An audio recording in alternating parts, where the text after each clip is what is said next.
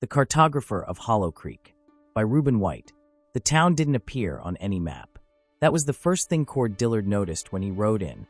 Not the silence, not the empty windows staring like pulled teeth, not the well at the center of the square that had no bucket, no rope, no reason. Just the absence of the town from every survey, every territorial record, every scrap of parchment he'd spent 6 months collecting. Hollow Creek existed. It simply refused to be known. He tied his horse to the post outside what the faded sign called a general store, though the shelves inside held nothing general about them. Mason jars lined wall to wall, each one sealed with black wax, each one containing something pale and fibrous that moved, too slow to be alive, too deliberate to be dead. Cord didn't touch them. He was a cartographer, not a fool. Mostly, the woman behind the counter had the kind of stillness that isn't patience, it's preparation. She was old in the way stone is old. Not aged. Compressed. "You're looking for the vein," she said. Not a question. Cord set his leather satchel on the counter. Maps spilled out, hand-drawn, ink-stained, edges worn soft as skin. "I'm looking for the source of the tributary, the creek that feeds the Harrow River. Every survey says it originates here, but the creek runs backward," the woman said. Cord stopped. She smiled. It didn't reach her eyes because her eyes weren't interested in participating. "Water doesn't run backward," he said. "In Hollow Creek," she replied, "water does what the ground tells it." Outside, something moved. A shadow crossed the window, long, low, unhurried. No source. The sun was straight overhead. Shadows at noon are small, apologetic things that hide beneath their makers.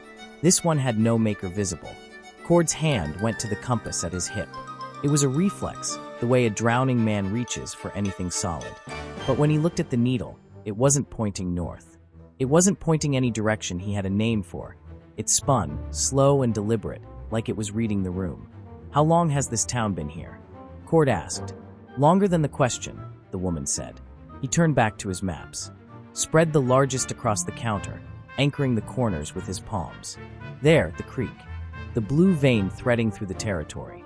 He traced it with one finger from the Harrow River west, until the line ended mid-page, fraying into blank parchment. He'd always assumed the survey was incomplete. He saw now the line hadn't frayed. It had been erased. Someone had gone back with careful hands and removed Hollow Creek from the record. Not sloppily, surgically. "Who erased it?" he asked. The woman tilted her head. A sound escaped her, not a word, not quite a laugh. Something in between. The sound a creek makes when it runs over a buried thing. "The last cartographer," she said. Cord's compass stopped spinning. It pointed directly down. He made himself breathe. Made himself think in the language of meridians and parallels, of elevation lines and survey pegs. The solid, measurable architecture of a world that could be understood. He was a man of instruments. Of proof. "Where is he now?" Cord asked. "The last cartographer." The woman placed one hand flat on his map.